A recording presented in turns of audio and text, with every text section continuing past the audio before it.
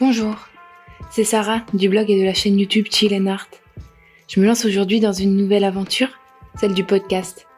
Alors, vous me suivez ? Je vous souhaite la bienvenue dans le podium. 2 fois par mois, je partagerai avec vous mon top 3 des livres selon un thème que j'aurai choisi. Alors il n'y aura pas forcément d'ordre de préférence, c'est juste que selon moi, les 3 livres méritent leur place sur le podium. Selon les thèmes abordés, je n'aurais pas forcément lu assez de livres pour pouvoir en choisir 3 dans une longue liste. Mais si j'en parle ici, c'est qu'ils m'ont plu et qu'ils vous plairont, je l'espère.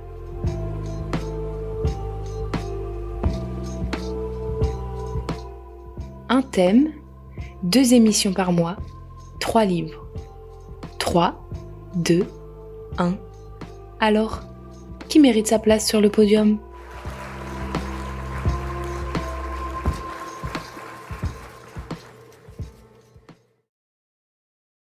Saison 1, épisode 4, le top 3 des livres parfaits pour passer l'hiver. Ça y est, les premières cases du calendrier de l'Avent ont été ouvertes, les décorations de Noël illuminent nos rues, le casse-tête des listes et des achats de cadeaux a débuté. Mais j'adore ça. Pour certains, les fêtes de fin d'année sont attendues avec impatience, et les vacances de Noël ne sont pas de tout repos, mais rien de tel pour souffler que de se poser un instant pour bouquiner. Pour d'autres, Noël, c'est l'angoisse. Courir partout, les rues qui grouillent comme des fourmilières, la surconsommation, l'angoisse du repas de famille. Pour cela, un conseil. Enfermez-vous au chaud, au coin du feu ou sous un plaid, faites-vous oublier et oubliez le reste du monde en vous plongeant dans un bon livre. Je vous propose aujourd'hui de découvrir mon top 3 des livres parfaits pour passer l'hiver et survivre à Noël. Alors, qui mérite sa place sur le podium ?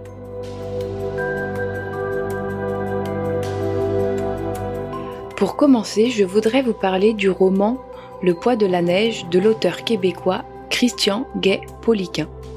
Il est paru aux éditions de l'Observatoire en février 2017 et en poche dans la collection J'ai lu depuis 2019. Le poids de la neige, c'est quoi ? Un jeune homme, suite à un grave accident, se retrouve coincé dans un village sans électricité, coupé du monde et enseveli sous la neige. Plus exactement, il se retrouve coincé dans la véranda d'une maison, aux prises avec les courants d'air et l'humidité. Il n'est pas seul. Mathias, un vieil homme, est chargé de le remettre sur pied en échange de bois, de vivres, mais surtout d'une place dans le futur convoi en direction de la ville. Découvrez ici un huis clos de 2 hommes qui luttent l'un pour survivre, l'autre pour s'échapper, et ensemble, ils luttent. Ils font face à l'hiver, mais se font face aussi.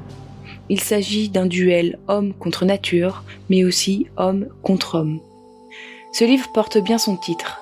Je me suis totalement laissé prendre au jeu et me suis moi aussi glissée dans cette véranda à l'ambiance glaciale et lourde du poids de la neige. Ce huis clos, sur un fond post-apocalyptique, ce duo de personnages tissant des liens, cette cohabitation forcée au sein d'une nature hostile, tout a fonctionné chez moi. Sortez les plaids et écoutez plutôt. Des gouttes d'eau perlent sur la corniche et rejoignent la pointe des glaçons. Quand le soleil dort, ils brillent comme des lames acérées. De temps à autre, l'un d'eux se décroche, tombe et s'enfonce dans la neige. Un coup de poignard dans l'immensité. Mais la neige est invisible. Bientôt, elle atteindra le bas de ma fenêtre, puis le haut, et je ne verrai plus rien. C'est l'hiver. Les journées sont brèves et glaciales, la neige montre les dents, les grands espaces se recroquevillent.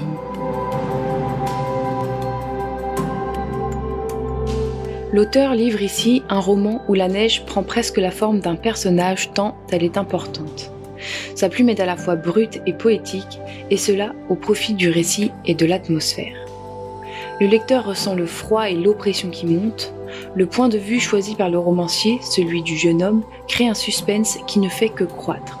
En effet, le lecteur est aussi ignorant que le personnage. Ce livre sera donc parfait lorsque la neige tombera dehors, que le vent soufflera et que vous serez bien au chaud. Tant que nous y sommes, continuons avec un roman tout aussi glacial, tout aussi glaçant. J'ai envie de vous parler du roman Esprit d'hiver de Laura Kaschick, autrice américaine. Traduit par Laura Tronchet, il est paru en août 2013 chez Christian Bourgeois et est aussi disponible en livre de poche. Ce roman a reçu le Grand Prix des lectrices de Elle en 2013. Esprit d'hiver, ça parle de quoi ? C'est un matin de Noël. Holly tarde à se lever. Son mari part précipitamment chercher ses parents à l'aéroport, mais le blizzard se lève. Un mauvais pressentiment en tête, Holly tente de s'organiser pour la préparation du repas de Noël, seule avec sa fille Tatiana. Puis, les invités décommandent un à un. Le jour de Noël tourne au fiasco, de plus que Tatiana n'est pas dans son meilleur jour. Il y a quelque chose qui cloche chez elle.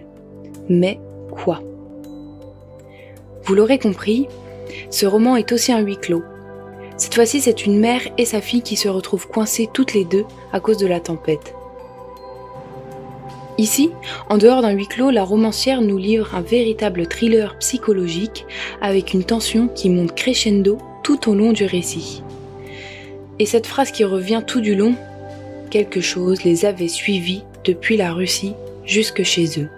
Elle sème le doute, elle sème le trouble.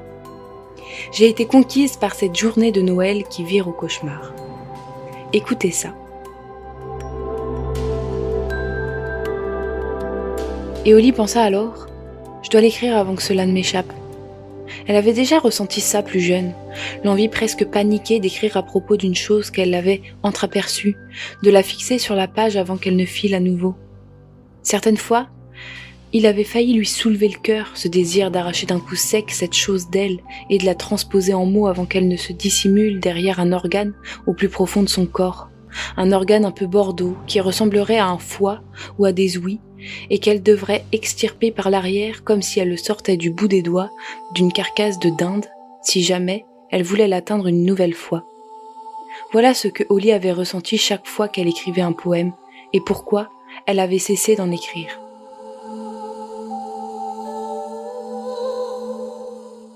Glaçant, n'est-ce pas ? J'ai trouvé magistrale la façon dont l'autrice nous emporte, nous perd, nous rattrape pour au final nous laisser, là, bouche bée. Vous devez lire ce livre rien que pour son final. Durant toute la lecture, je me suis sentie oppressée et pourtant incapable de refermer le livre. Alors, si vous avez peur de l'organisation de votre repas de Noël de cette année, lisez ce livre. Promis, vos fêtes de fin d'année ne pourront pas être pires que la journée passée par Holly et Tatiana.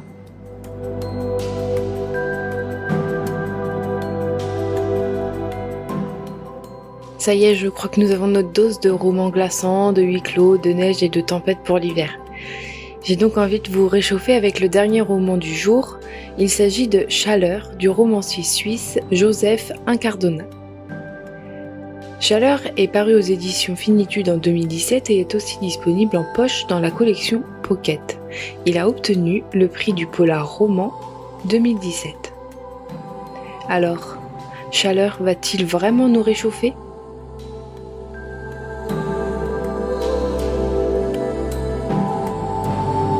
Rendez-vous en Finlande, où il fait froid, à l'occasion des championnats du monde de sauna. Des concurrents viennent de toute l'Europe pour s'affronter. Tous enfermés dans un sauna chauffé à 110 degrés. Il n'y aura qu'un seul gagnant, celui qui sortira en dernier. Comme chaque année, Nico, le champion en titre, et Igor, son challenger, sont attendus et acclamés par le public. Si beaucoup de choses les opposent, l'un est une star du porno finlandais, l'autre un ancien militaire russe, ils ont en commun cette envie irraisonnée de victoire. Cette lecture a été très satisfaisante pour moi. Ce roman contient plein de petites choses qui font que je l'ai beaucoup apprécié. D'abord, une histoire. Tout le long, je me suis demandé, mais où donc l'auteur est-il allé chercher ça ? C'est un peu loufoque, certes, mais totalement plausible quand on sait de quoi est capable l'humain. Je ne vous en dis pas plus, vous comprendrez si vous en faites la lecture. Mais en tout cas, je peux vous dire que la bêtise humaine est au cœur du roman. Écoutez ce court extrait.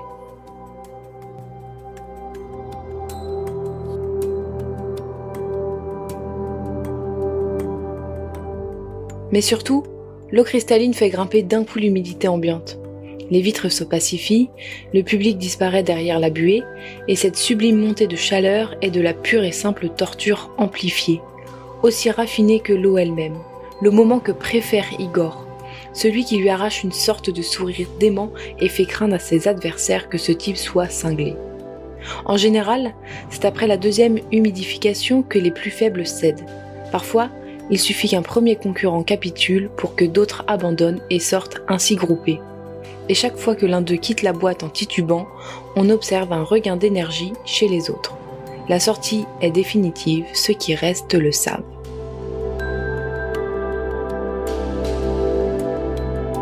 La deuxième chose qui m'a plu dans ce roman est la tension croissante tout au long du récit.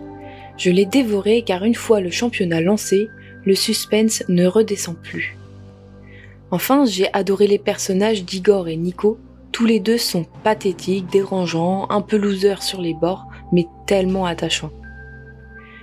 Pour conclure, Joseph Incardona nous livre ici un texte lucide sur notre société, cynique, à l'humour décapant, mais frôlé par endroits par la tendresse. Je ne peux donc que vous encourager à lire ce roman brûlant.